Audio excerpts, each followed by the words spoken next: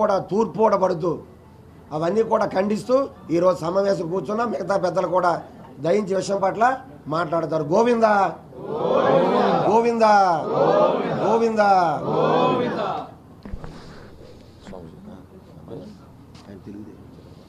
TDP అధికార ప్రతినిధి విద్యాసాగర్ గారు మాట్లాడుతున్నారు. ఒక నిమిషం మాట్లాడే ముందు ఇందాక స్వామి మాట్లాడుతూ ఒక మాట చెప్పారు. వాస్తవమే, తిరుమలలో ఏ గులకరాయో ఏ కోడికతో తెచ్చి జగన్మోహన్ రెడ్డి గారు ఆయన ఏదైతే ఈ తిరుపతి ఈ పర్యటన ఈ గొడవ కోసమే వచ్చినట్టుంది, law and order problem create చేయడానికి వచ్చినట్టుంది. ఎందుకంటే ఇప్పటికే తిరుపతి చుట్టుపక్కలంతా కూడా వైసీపీ కార్యకర్తలని మొత్తం దించుకున్నారు. రాయలసీమ ప్రాంతంలో ఉన్న వైసీపీ కార్యకర్తలందరూ కూడా ఏదో వైసీపీ పార్టీ ప్లీనరీ సమావేశం లాగా ఉందే తప్ప ఆయన తిరుమల పుణ్యక్షేత్రం కోసం కనిపించట్లేదు.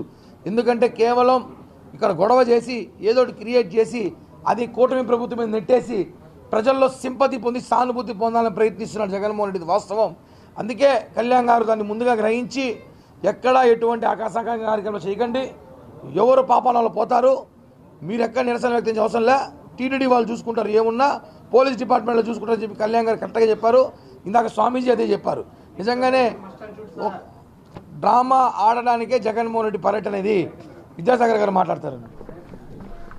స్వామి ఇటు కూర్చుంటారు. స్వామి ఒకటి జరుపుకోండి.